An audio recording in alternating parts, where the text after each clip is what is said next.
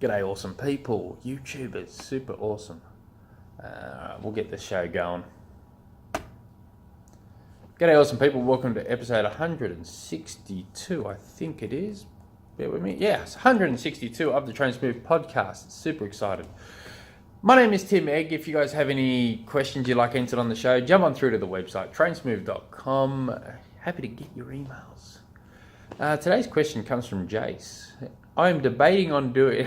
I've got to start off with this is a spectacular question. I'm laughing before I'm saying it here. It's great. Jace, you're asking. I'm debating on doing an Olympic distance or a half Ironman for my first triathlon. I like the idea of doing a half Ironman over an Olympic. What are some of the things I should consider? That's just a great question. There's a big part of me that says blow off the Olympic distance, blow off the 70.3, go straight to Ironman. I like this because there's so much of me wrapped up into this, because how I got into I did a couple of sprint distances going back, 100 years ago, and just nothing. I don't know why I did them, but I just did them. And then I had a company, a security company and an investigations company. So I just became a bit of a weekend warrior on the bike. I just ride in a bunch every now and again. Blew up in weight. And then all of a sudden, years later, I thought, I want to do an Ironman. And it became a bucket list, and all of a sudden, I registered for one. And so I went from virtually nothing straight into an Ironman. And the sprint distances I did years prior to that were just with a small club. There were, 80 people, 50 people or so in the race. And so, and I was, last out of the water, and I weaved through a few on the bike, but then, I couldn't run to save my life. But I went straight into an Ironman, and yeah, I empathise with your thoughts here. I love it. I'll give you some scenario. Well, not some scenario. I'll give you some things to think about here.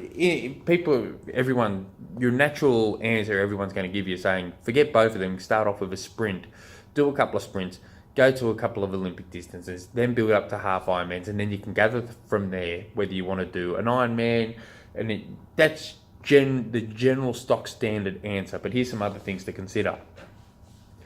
What's going to drive you to train? That's your biggest thing. To me, I'm not driven to train for Olympic distances, not even halves.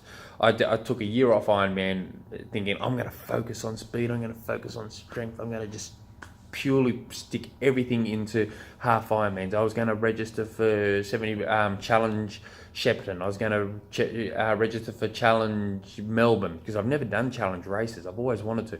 I was going to do Coles Bay Half, and I was just going to pour everything into that. It didn't work. I wasn't driven enough to train for a half Ironman. So I've got to at least do one Ironman a year. I'm driven for that. I get out of bed early for that. I get out of bed when it's super cold, when it's pouring rain. I'm driven for that. So you got to ask yourself, what are you going to be driven to train? That's your first thing. The second question you need to ask is, what are your available training hours? Now, there's a trend of everything I go through on these podcasts. I've said it, up to 160 something episodes now. I've probably said it 60 odd times. Available training hours. This is the key. I'm not saying you've got to, let's say works out to be you've got 20 hours available to train during a week. Well, it may not make sense to use all 20 hours. You may only need to use 8 of them. But you got to look at your available training hours. Do you have enough training hours to train for a 70.3? Now, the difference between training for a 70.3 and training for an Ironman, there isn't really a lot of difference, except for your long swim, your long bike, and your long run. Most of the other stuff is almost the same. There really isn't a hell of a lot in it. So you've got to start working out, what are your family commitments? You need to over-communicate. This is another thing that pops up into a lot of episodes here. You got to over-communicate with the people in your life, your family. Because you may go, I've got more desire to do a half Ironman, but the people in your life may only have the desire for you to do a sprint distance. So you need to look at, over communicate. It really is a key to over communicate. You got to say, look, I'm going to do a half Ironman, love. And she goes, oh yeah, that's very nice. Not knowing what's involved in training for a half Ironman. All of a sudden, you're week 4, week 3, or whatever into it, you're struggling to get out the door because you've got family commitments, you've got work commitments, you've got lifestyle commitments, everything. So you've got to over communicate before you pick any. So you've got those two things. Then once you work those out, the rest you should be able to come up with the answer from those two things. What are your available training hours? What are you driven to do? So if you're driven to do both, I'd start off with Olympic distance.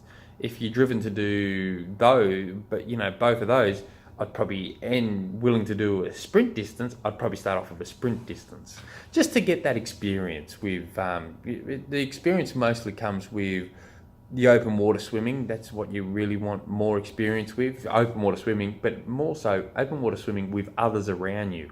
So you've got, the start of those races, even small races, even small sprint races, when you've got people trying to swim over top of you, you've got people punching into your back of your head constantly, and it's not deliberate. It's all, there's only a certain amount of room, and you're all going in that same direction. You're just running out of real estate. So everyone's got a funny little technique. Everyone's different, especially the swingers. I'm a swinger. When I swim, my arm comes out and over. If someone's slightly closer to me, they get a big punch in the face, punch in the back of the head. I don't want to hurt anyone. I don't want to even hit anyone because that's going to muck around with my swim. But that stuff happens. So you just got to keep that in all into mind. So I'd just take it easy. And whatever you choose, don't put too much pressure onto yourself. Take it easy. Enjoy it.